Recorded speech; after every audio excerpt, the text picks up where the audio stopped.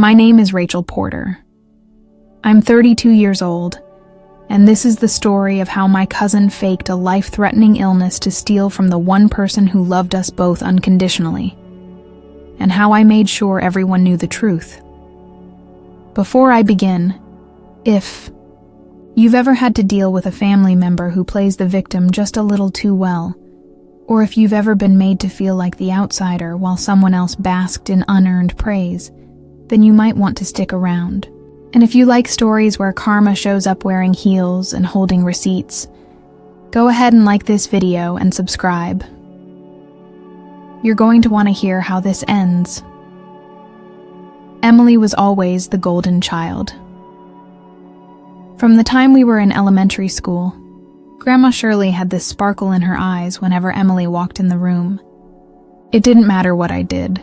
Straight A's, good manners, winning a regional poetry contest in 4th grade. Emily just had to blink those huge cartoon eyes and whimper, and suddenly she was the star. She had this angelic look to her. Blonde, ringlets, dimpled cheeks, and a soft baby voice that she could weaponize like a pro.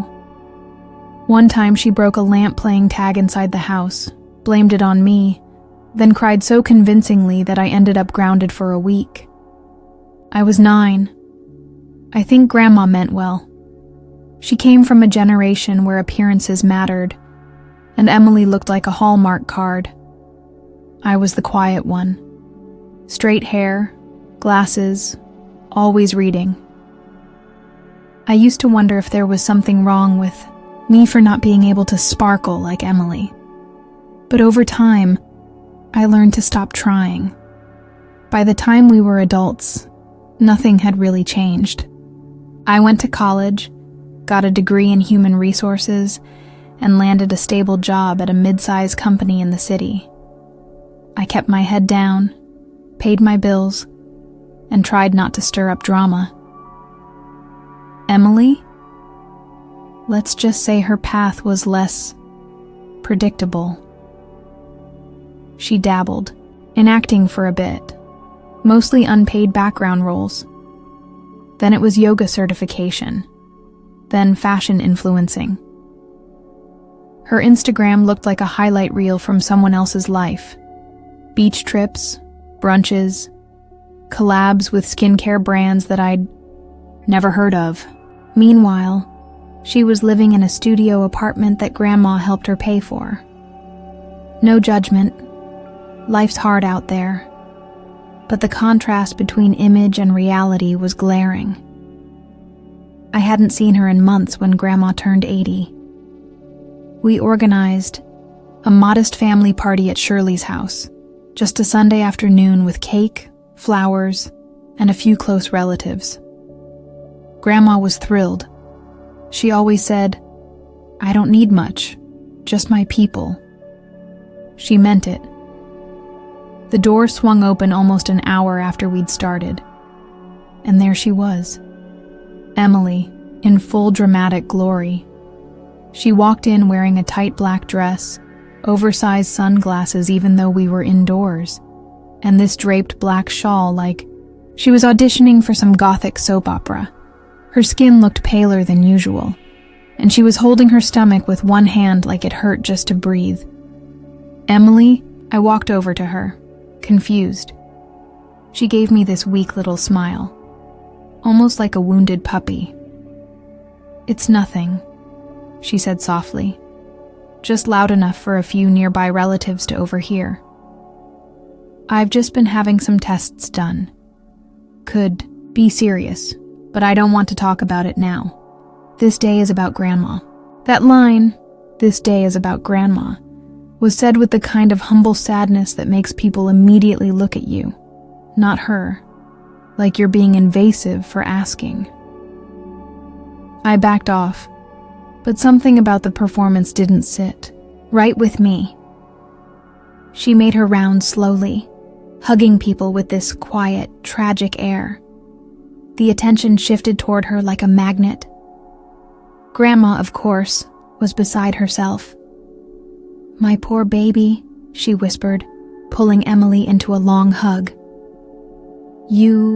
Didn't tell me you weren't feeling well. You should have stayed home."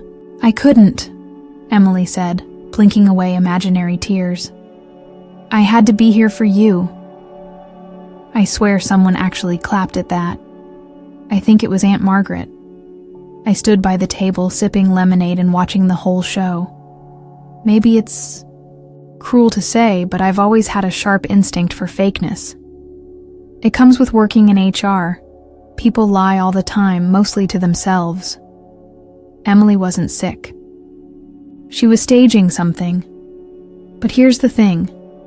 I didn't do anything about it. Not then. Because at that point it was just a hunch. Just a weird gut feeling that maybe she was exaggerating or trying to get attention. Not exactly a crime. And besides, I didn't want to be the bitter cousin throwing shade during Grandma's birthday. Still, I couldn't shake the feeling that this was the start of something. The way Emily looked at Grandma, it wasn't affection. It was calculation. Like a chess player planning her next 5 moves. I stayed late to help clean up. Emily, of course, had to leave early because she said she felt too weak to stand. Grandma insisted she go rest. Gave her a whole Tupperware full of cake and sent her off with a kiss and a folded check for groceries. That night, while doing dishes, Grandma turned to me and said, "Emily's been going through a lot. I might help her out a little more, just until she's on her feet again." I froze, dish in hand. I wanted to ask what she meant. How much help are we talking? But I didn't. I just nodded and kept scrubbing the plate, pretending not to feel a slow, uneasy churn in my stomach. It would be weeks before I understood what was really going on, and by then, Emily had already sunk her teeth into more than just sympathy. She was rewriting the will, and I was the only one who noticed. The first time Grandma mentioned the word oncologist, I nearly dropped my coffee. It was 2 weeks after the party. We were having our usual Saturday morning brunch, just the 2 of us at her kitchen table, drinking instant coffee and eating. Her burnt toast the way she liked it. It was our ritual. I loved those mornings. It was the one space in my life where everything felt calm. We were halfway through talking about her neighbor's cat when she said, "Emily has an appointment with the oncologist next Thursday." I blinked. Wait, oncologist? As in, cancer? She nodded, her eyes cast downward. She hasn't said much, but she's been in pain for weeks. She told me she didn't want to worry the family. You know Emily, always so private. I almost laughed. Emily? Private? The same woman who once live-streamed her entire breakup over Instagram stories and asked people to vote on whether she should block the guy. Instead, I asked, "Did she say what the doctors suspect?" "No. She just said they're doing tests. Something with her stomach, I think. Poor thing. She looks so fragile lately." I stared at Grandma. She wasn't naive. She'd raised 2 kids and buried a husband. She'd worked 40 years as a school secretary and managed her own finances, with stubborn pride, and yet there was this softness in her when it came to Emily.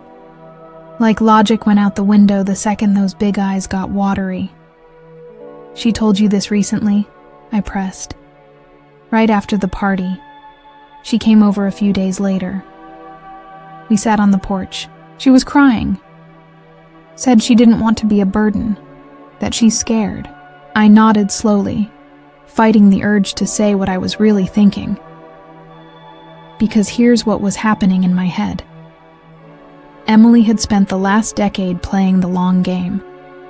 She'd been the damsel, the misunderstood artist, the free spirit who could never quite catch a break. But suddenly she was playing a new role, the tragic heroine. And Grandma, who'd always seen Emily as delicate and special, was walking right into the script. Still, I didn't have proof. Just instinct. And instinct isn't enough to accuse someone of faking a serious illness. So I kept my mouth shut. For now. That Sunday, I saw the first social media post. It was a black and white photo of Emily, sitting by a window in soft light, holding a mug to her lips, captioned, "Trying to stay strong, one day at a time." The comments flooded in. "You've got this, girl." Sending healing vibes. "We're all behind you." Not a single mention of what she was going through. No diagnosis, no details. Just vague enough to raise concern. Just emotional enough to invite support. I clicked through her recent posts. The tone had shifted. Less glam, more survivor. She posted a lot of quotes about resilience, overcoming adversity, and being kind because you never know what battles someone's fighting. I almost gagged. She even posted a selfie with a hospital wristband barely visible, cropped just right. The caption read, "A long day, but I'm grateful for clarity." I looked at the photo for several minutes. I recognized the hospital logo on the band. It was a private clinic uptown that mostly handled cosmetic procedures. I'd been there once with a friend for laser treatment. Clarity, my ass. The next week, Emily came to Grandma's again. This time, I stayed for the visit. I pretended to drop by to return a book, but really, I wanted to see her up close. She was curled up on the couch with a blanket over her legs and her phone in hand. She looked up and gave me this wan smile. "Hey, Rachel," she said softly, like even talking was painful. I stayed standing. "Hey, how are you feeling?" She sighed. "Exhausted. Nausea's been awful. I barely slept." Grandma rushed in with a cup of herbal tea, fussing over her. Emily accepted it with trembling hands, as if she could barely lift the cup. "Any news from the doctor?" I asked, watching her face. She blinked. "Still waiting on results. They're not sure." "It's all a blur, honestly." I tilted my head. "Didn't you post something about clarity the other day?" There was a tiny flicker in her eyes, barely a pause. "Oh, that? I meant clarity about life, about what matters." Of course, she did. After a while, Grandma stepped out to take a phone call, and I sat down across from Emily. Just the two of us. "You know," I said casually, "if it's something serious, you should be transparent with the family. Everyone cares about you." She looked at me like I'd just said something offensive. "I am being transparent. I just don't have all the answers yet." I nodded slowly. "Got it. It's just a lot of people go through real illnesses quietly. You've been pretty vocal." Her voice dropped an octave. "Are you accusing me of something?" I met her gaze. Calm, steady. "I'm saying, if you're lying to Grandma, you need to cut it out. She's old. And she loves you." She blinked. For a second, the mask cracked. I saw it. Just a flash. But then she covered it. "You have no idea what I'm going through," she said coldly. I let the silence hang. Then I stood up. "Just be honest, Emily. With her. With yourself." I left without saying goodbye. A few days later, Grandma called me. "Rachel," she said, her voice tight. "Emily told me you accused her of faking being sick." My stomach dropped. She was very upset. Grandma continued. She said she felt attacked. I closed my eyes, took a breath. I didn't accuse her. I just asked questions. "She's going through a hard time. I know, but if she's really sick, she should be open about it. Grandma paused. She asked me to add her to my medical directive, in case something happens. She wants to be able to make decisions if I'm not well. I froze. That was the moment. The alarm bells turned into sirens. She wasn't just after sympathy, she was making moves. Legal ones. Grandma trusted her. And Emily was positioning herself to be more than just a concerned granddaughter. She was setting herself up as the gatekeeper, the decision maker, the person in control. And if Grandma's will hadn't been changed yet, I was willing to bet. It would be soon. I needed to act, but carefully, because I was no longer just watching a manipulator work her craft. I was watching a heist in progress, and the mark was my grandmother. I spent the next week digging through every breadcrumb Emily had ever dropped. If she was really sick, truly battling some rare or aggressive illness, I'd be the first to support her. But something wasn't adding up, and I couldn't shake the feeling that if I didn't do something soon, Emily would worm her way into Grandma's finances, maybe even her will. And once that happened, there'd be no undoing it. The first place I started was social media. Emily might be manipulative, but she was also a chronic oversharer. She wanted sympathy, but more than that, she wanted attention. That meant posts, hashtags, vague updates, and carefully curated selfies. I made a burner account and started following her like I was a stranger. I didn't want her to know I was watching. She'd been known to block or restrict people who asked too many questions. Within 3 days, she posted a video of herself lying in bed, holding her stomach, whispering about how the pain kept her up all night. In the caption, she wrote, "Still waiting for answers. Some of the tests came back inconclusive. Next step, endoscopy. I'm terrified." But something was off. The room in the video wasn't hers. I knew her apartment. She'd posted enough mirror selfies over the years to give Better Homes and Gardens a run for their money. But this room had different curtains, a different lamp. Even the paint color was wrong. I paused the video and looked closer. She was filming from Grandma's guest bedroom. I knew that lamp. I helped Grandma pick it out from a clearance aisle at Target. That meant she wasn't filming this from her home. She'd staged it at Grandma's house. Why? To look more vulnerable? More isolated? Or because it made her look closer to Grandma, emotionally and physically? That's when it hit me. She was anchoring herself in everyone's minds as the caregiver, the loyal one, the devoted granddaughter.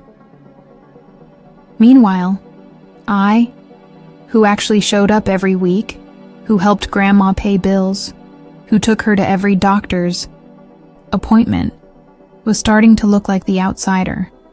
That realization hit like a punch to the chest. I decided to dig deeper.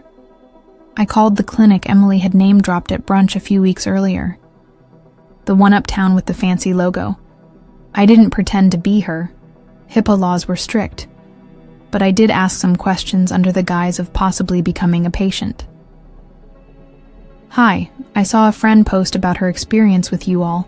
She mentioned getting an endoscopy here," I said casually. "Do you do that procedure in-house?" The receptionist hesitated. "Actually, no.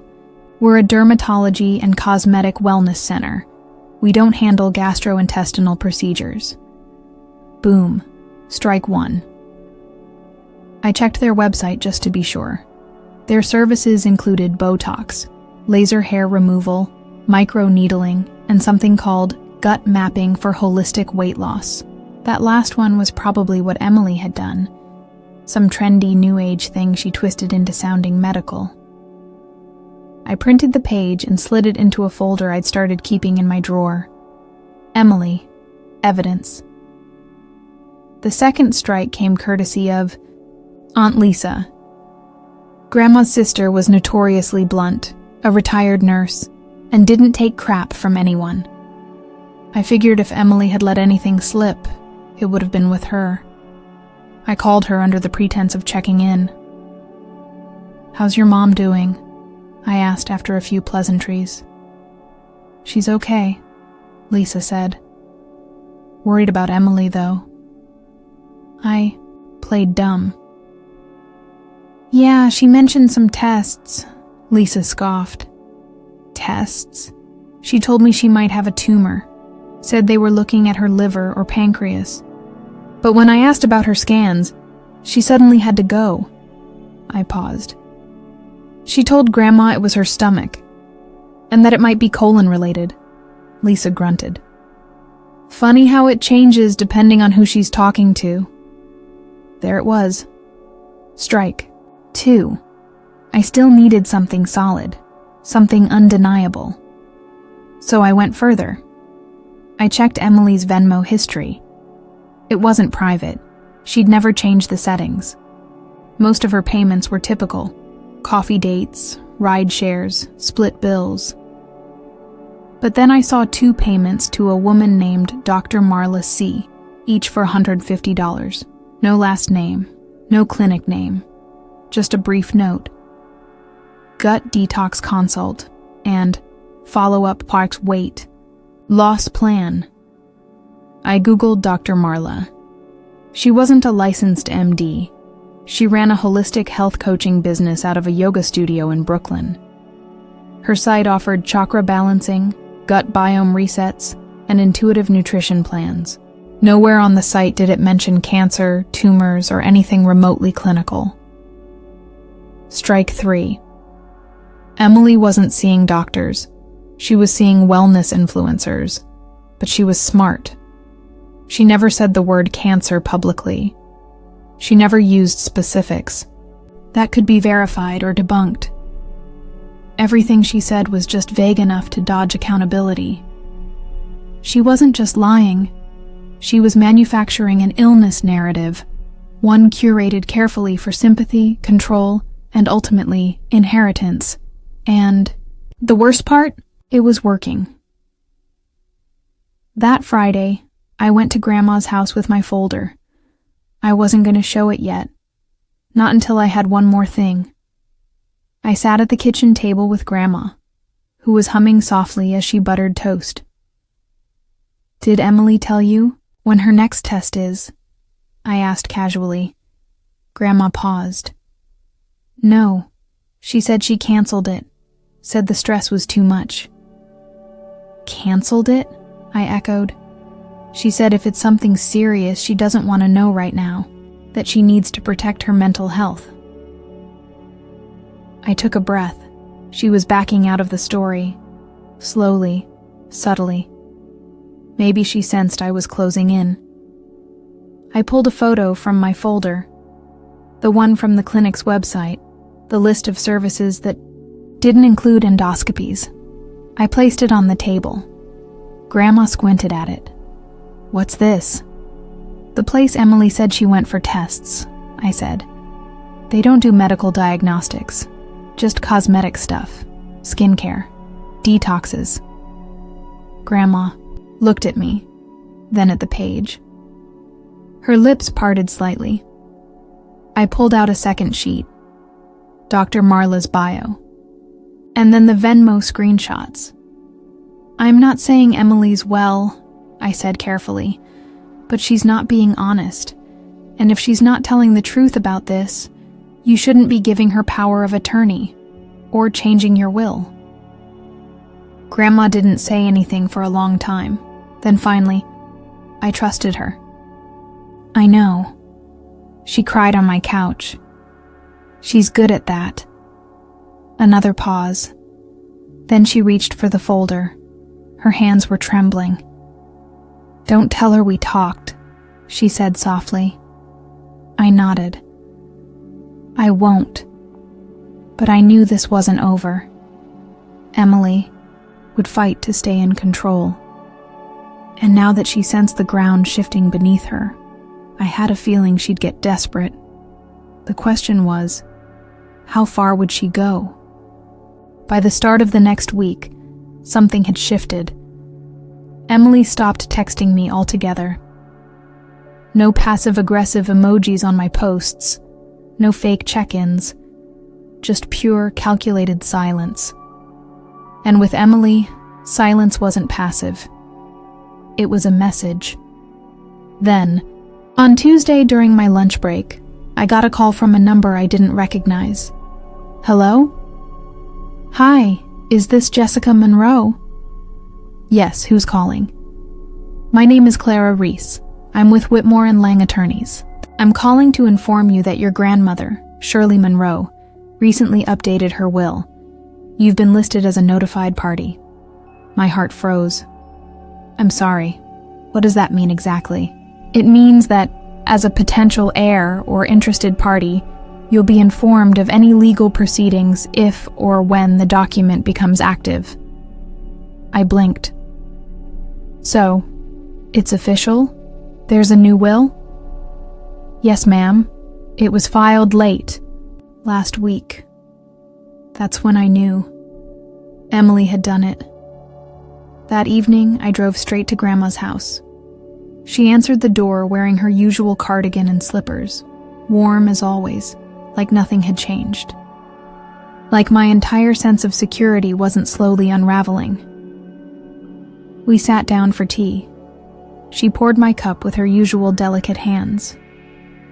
You look tired, I said, studying her closely. I've just been thinking a lot, she said. Emily came. Over the other day. She brought soup. We talked about her test results. Oh, really? I tried to keep my voice neutral. Any updates? She said things are still inconclusive, but she's seeing a specialist now. She might start treatment soon. She cried a little, actually. Grandma, I said, setting my cup down slowly. Did you give her power of attorney? She didn't answer at first. That alone told me everything. Then with a tiny nod, just temporary, in case anything happens. She offered, said she didn't want me to feel alone if something went wrong. I leaned back in my chair, stunned. You do realize what that means, right? She can access your finances, make decisions, sell things, only if I let her. And will you?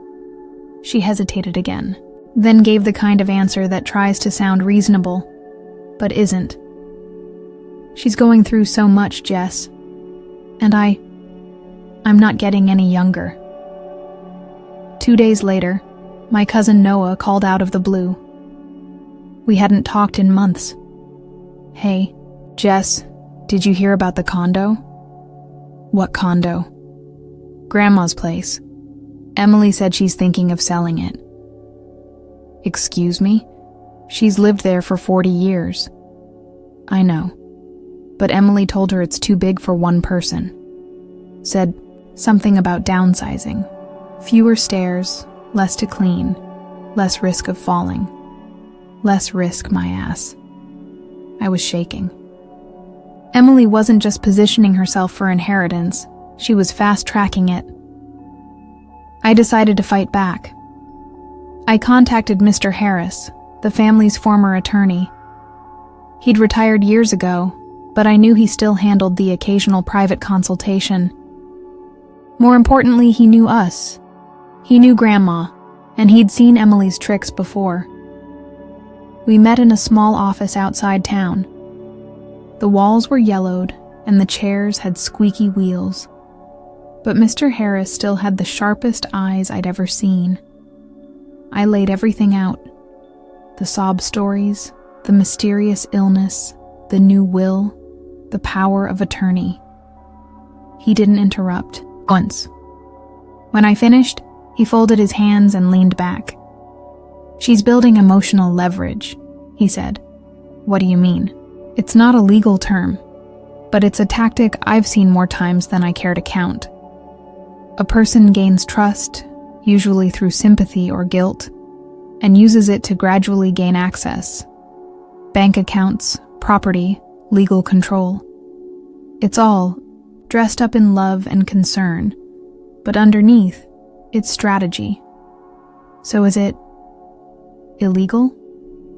Not necessarily. But if you can show deception or manipulation, especially involving a vulnerable elder, then yes, it can be challenged. But you'll need evidence. Hard evidence. I thought back to that night on the couch. Emily crying, talking about tests and treatments with no actual diagnosis. The vague words, the dramatic pauses. I needed proof. The next day, I bought a recording pen. Don't judge me. This was war, and Emily was playing to win. I texted her, asking if we could meet up, said I wanted to clear the air, told her I was sorry for overreacting. She took the bait instantly. We met at this overpriced cafe she loved, the kind with tiny cups and loud plants. She was wearing beige sunglasses and a silk scarf, like she was starring in a French noir film. I smiled and leaned in. So, how are you feeling? She sighed like a tragic heroine. It's been hard. The tests, the fatigue. But I just keep reminding myself, at least Grandma will be taken care of. That's what matters. My pen sat between us on the table, quietly recording every word. You've really stepped up, I said, buttering her ego. Well, someone had to, she replied. And if I'm honest, I think Grandma knows I'm the only one who really understands her. That's why she asked me to help with the will. She wants things to be simple. There it was.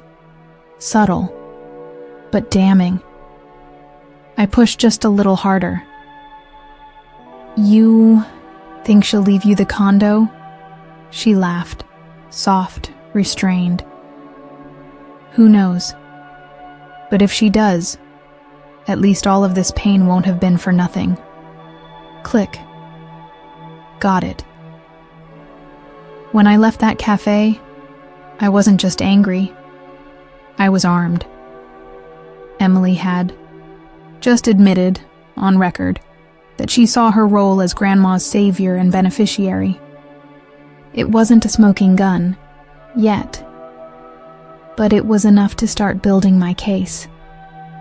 And deep down, I knew this wasn't just about inheritance anymore. This was about the kind of person who lies for love, and the kind who lies for control. Emily wasn't done yet, but neither was I. I didn't sleep that night. I kept playing the recording back on loop. Not because I needed to, but because I couldn't believe it had actually worked. Emily had slipped. For the first time, she'd let her mask drop, just a little. And that small, smug laugh at the end, it wasn't just arrogance. It was the sound of someone who thought they had already won. I was done reacting. It was time to go on offense. The first thing I did was call in a favor from my old college roommate, Lauren. She worked in medical billing for a major hospital group in the state. HIPAA laws are tight, so I knew she couldn't pull anything official. But I also knew that she had eyes on the system, and sometimes a simple yes or no can make all the difference. I asked her a question, straight up. Is there any record of an Emily Monroe being treated for cancer, scans, tests, anything at all? Lauren paused. You're asking me to check. For your cousin? Yes. Just quietly. I can't pull files, Jess, but I can look at the patient index. If she's been in the system, I'll see something. I held my breath. 15 minutes later, I got a text. Nothing. No entries. Under her name. Not in our group anyway. If she's sick, she's not being treated through a hospital in this network. Boom. That didn't mean she wasn't seeing someone private, of course. But Emily didn't have a job. She wasn't married. She didn't have insurance as far as I knew. The idea that she was shelling out thousands for boutique doctors on her own dime? Please. And yet, Grandma believed every word. I went over to Grandma's the next afternoon with a box of lemon scones, her favorite. I didn't bring up Emily at first. We talked about the birds nesting outside the window, a neighbor's ugly new mailbox, and how the local grocery store had raised the price of grapes again. Then I brought out an old photo album. "Remember this?" I asked, pointing to a picture from Christmas '98. I was 10, Emily was 8, wearing matching red jumpers and holding candy canes like microphones. "Oh my," she said, laughing. That was the year Emily wouldn't stop singing Let It Snow for 3 days. "Yep," I said, "until you gave her that extra gift just to shut her up." She smiled, but it faded quickly. "Jess, don't think I don't know what you're trying to do." I blinked. "What do you mean?" "You're reminding me who Emily used to be, and who she still is." I felt exposed. "Is that such a bad thing?" She sighed, long and heavy. "It's not that simple. People change." I leaned forward. "Do they? Or do they just get better at pretending?" She looked away. That's when I saw it. A flicker of doubt in her eyes. Small, but real. So I pushed gently. "Grandma, I love you. But I can't just sit back and watch someone take advantage of you. If Emily is sick, I'll support her. But if she's lying, if she's spinning another story like she's done since we were kids, you need to know."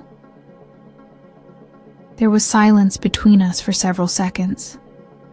Then she said something I wasn't expecting. I asked her for a doctor's note. I froze. "You what?" She said she didn't want to share it, said it was private, emotional. I laughed, not out of humor but sheer frustration. "You asked her for proof and she guilt-tripped you into backing off. That's manipulation, Grandma." She didn't argue. That flicker of doubt was growing. I knew then. I had a window. But I needed more. That night I called Emily. I made up a story. Told her a friend from work had a similar diagnosis and I was scared. Asked if she had any resources, any specialists she could recommend. I pretended to cry. She hesitated. Well, I'm not really ready to share names right now. It's been kind of chaotic," I pressed. "Even just the name of the clinic? I want to feel less alone." Another pause. "I'll text you later, okay? I just got really dizzy. I need to lie down." She never texted. Shocker. 3 days passed. Then, out of the blue, I got a call from Noah again. "You're not going to believe this," he said. "What now?" "Emily's on Facebook. She posted a video. A freaking video, Jess. Full makeup, sad music, talking about her ongoing battle and how she's staying strong for Grandma's sake. She's literally asking people to donate." My jaw dropped. "She's crowdfunding her fake illness?" "Yep. There's a GoFundMe link and everything." I pulled up the video. There she was, perfectly lit, lips trembling, eyes glistening with what I knew were fake tears. "I've been hesitant to share this journey," she said, "because I didn't want pity. But the medical bills are adding up, and I can't let pride get in the way of survival." The comments were full of support. "Praying for you, Emily. Stay strong, girl. You got this. Donated. Keep fighting. Donated. Donated. Donated. I clicked the GoFundMe link. Over $4,000 already. I wanted to scream. It wasn't just about Grandma anymore. Emily was defrauding strangers, exploiting people's kindness, and getting paid to do it. I took screenshots of everything: the video, the comments, the donation list, the post timestamp. Then I contacted a friend of mine who worked for a local news affiliate. Small time, but persistent as hell. Do you guys ever do stories on online fraud? I asked. We've done a few. Why? Because I've got a con artist for you. And this one is family. The reporter was intrigued. She asked for evidence. I gave her everything. The audio recording, the fake symptoms, the lack of medical records, the GoFundMe campaign, and even a few posts from Emily's Instagram showing her out drinking wine on a day she claimed to be too weak to walk. Let me run this by my editor, she said. If it checks out, we might have something. I didn't tell Emily I was on to her. I didn't tell Grandma either. Because if this worked, Emily wouldn't just be exposed. She'd be humiliated, and the whole world would see her for what she really was: not a survivor, not a victim, but a scammer in designer sunglasses. And I was about to rip the mask off. It aired on a Tuesday night. The local segment ran just before the 10 p.m. news, one of those 3-minute spots about community concerns. I almost didn't believe it was happening until I saw the lead-in. Is this young woman battling a deadly illness or faking one for money? Tonight, we investigate the viral fundraiser that has people asking, where's the truth? And there she was, Emily. Front and center on the screen, her teary video clipped and slowed just enough to make her look even more dramatic. The anchor's voice was calm but cutting as she laid out the timeline. They didn't mention her by full name, just Emily M. But the GoFundMe page was clearly visible, as were her social posts, her face, her voice, her lies. Then came the kicker. A brief interview with a concerned family member. My voice, disguised and filtered. She said she was sick, but never showed paperwork. She asked for money, but kept buying designer bags. We just want answers. They blurred my photo when they flashed a shot of Emily and me as kids, but anyone who knew our family would have figured it out instantly. I sat frozen on the couch, watching it all unfold, heart pounding in my ears. And then, the internet did what the internet does best. The comments exploded. Scam artist. How low can you go? I donated to this girl. I want my money back. Someone needs to report her. The GoFundMe was taken down within 24 hours. Emily deleted her Facebook and made her Instagram private. But the damage had already been done. Once something is out there, it's out there for good. The phone rang the next morning. It was Grandma. Her voice was cold, flat. Did you see the news? I hesitated. I did. Silence. Was that you? I didn't use your name. I didn't want to hurt you, but yes, it was me. More silence. Then quietly, come over. I walked into the house and felt it instantly, the tension hanging in the air like static. Grandma was sitting in her recliner, not watching TV for once. The remote was on the floor, forgotten. She didn't look angry. She looked tired. I wanted to believe her, she said, without looking at me. Because if I didn't, I'd have to admit I raised someone capable of this. I knelt beside her. You didn't raise her, Grandma. You loved her. You gave her chances. That's not your failure. Her eyes welled up. She took money from me, Jess. I gave her $5,000 when she said the hospital wouldn't admit her without a down payment. I winced. I'm so sorry. She said it was urgent, that she didn't want anyone else to worry. I wrote the check that night. I reached out, took her hand. You're not the only one she fooled. She fooled a lot of people. She nodded, squeezing my hand. But not you. No, I said. Not me.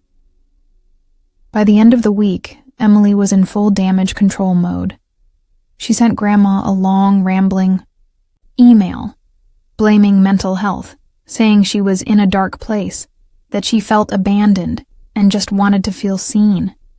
There was no real apology. No mention of paying anyone back, just a bunch of sad emojis and vague talk about healing. She didn't call me.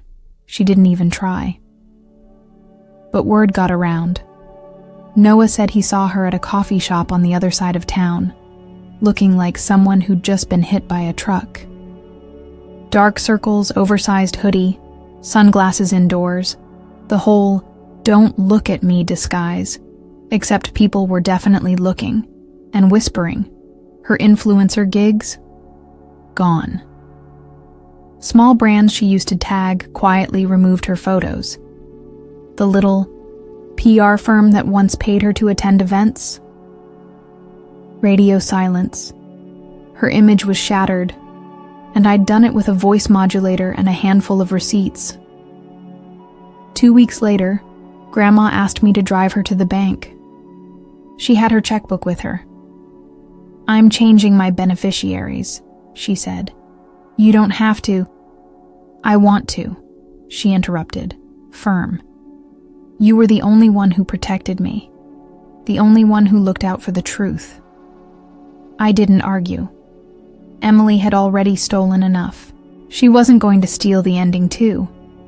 But it wasn't really over, because part of me still wondered, would she come back? Try again?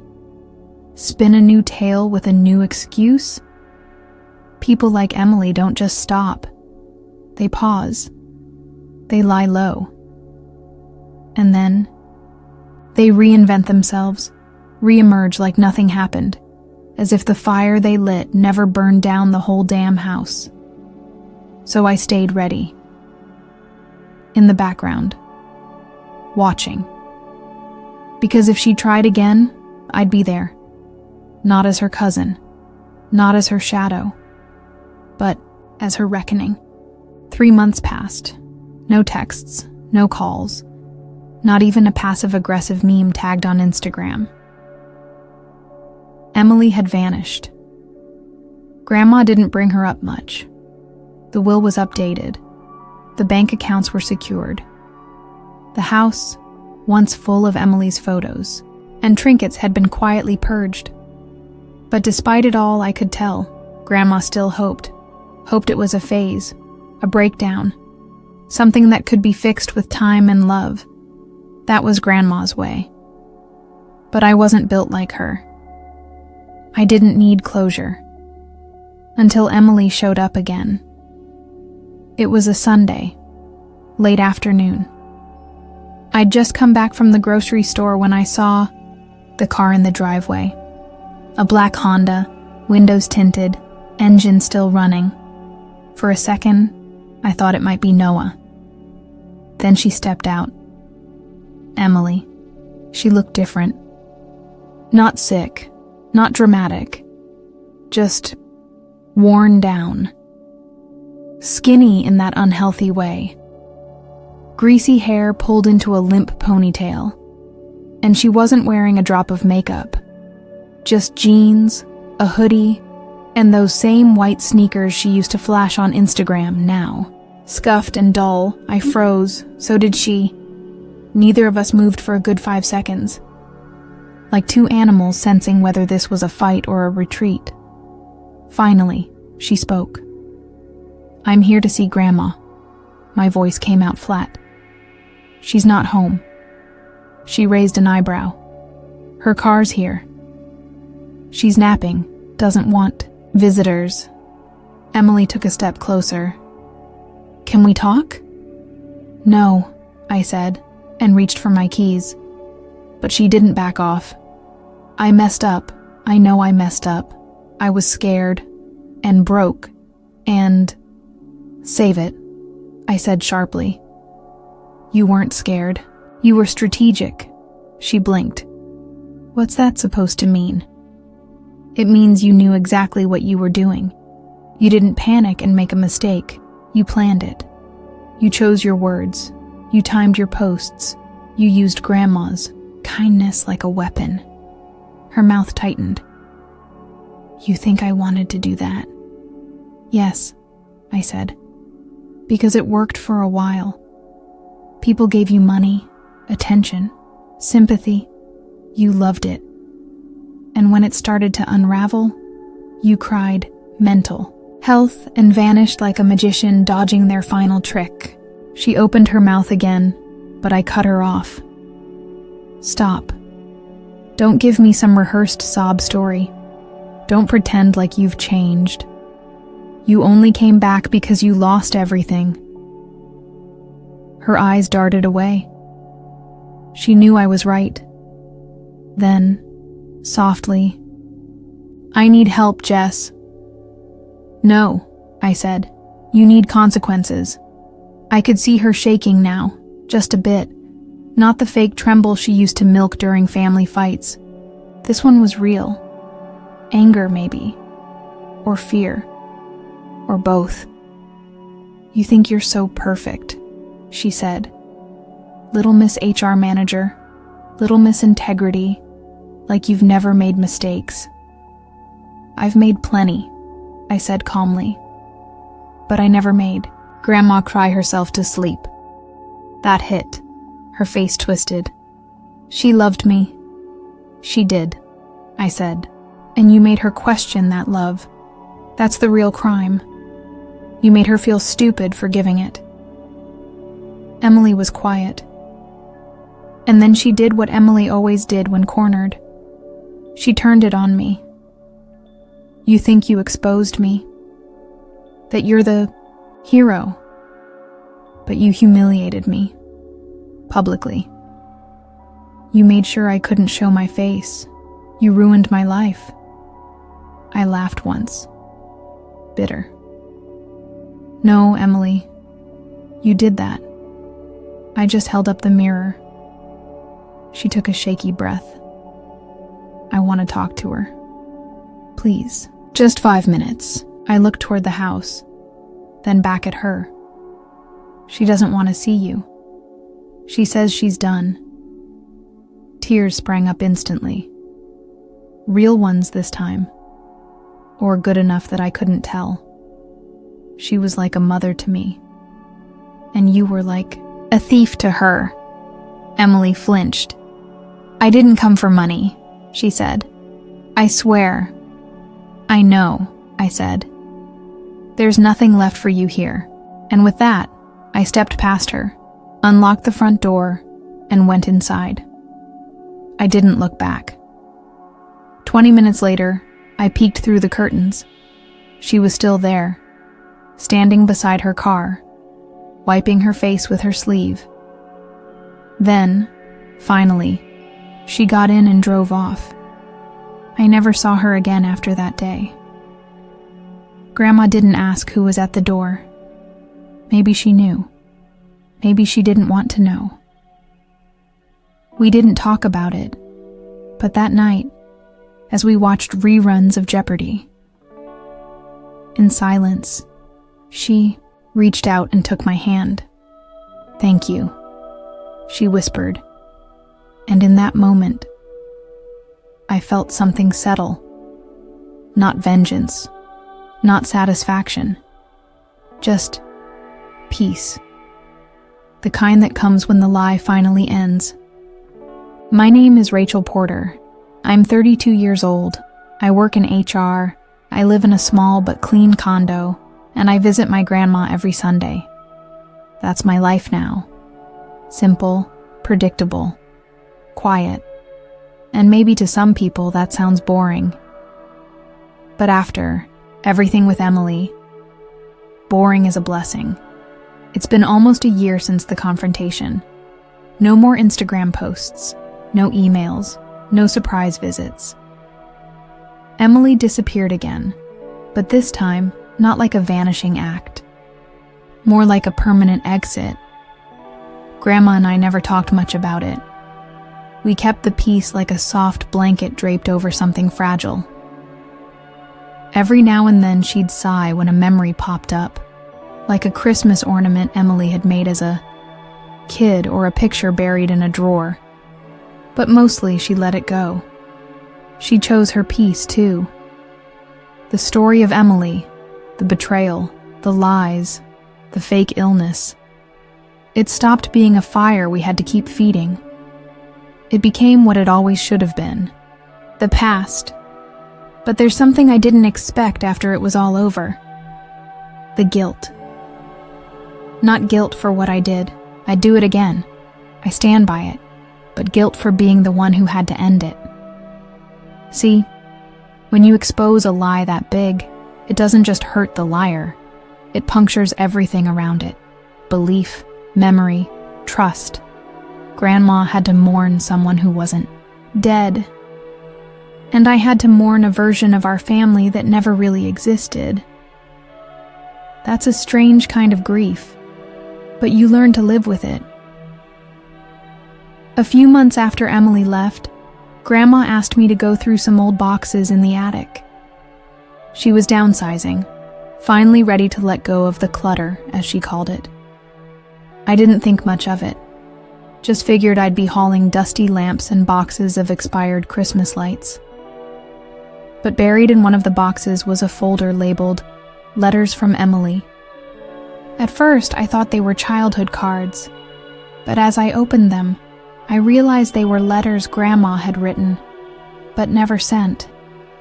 All dated after the truth came out. They weren't angry.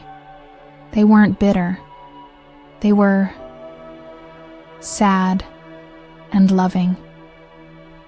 One said, "I don't know why you did what you did, but I still think of the little girl who used to fall asleep on my shoulder while I read her stories."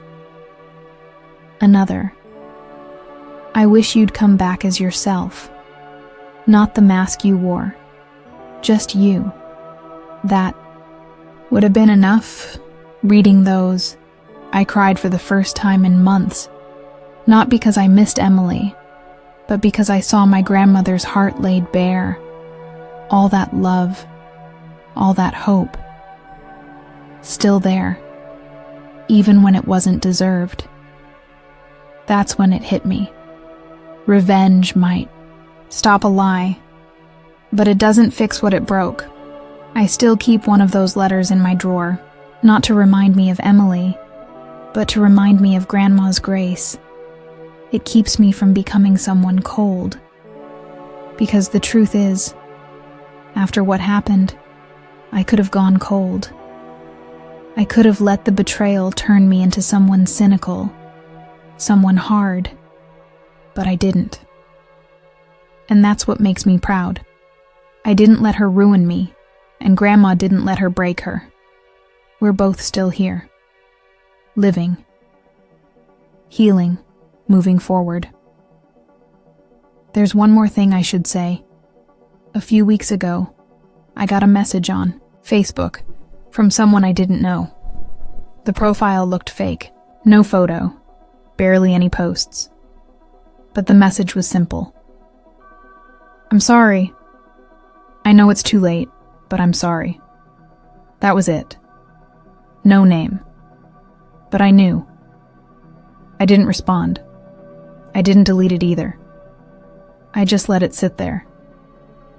Like a stone on a grave. Because some stories don't need a sequel. Some just need an ending. And this is mine.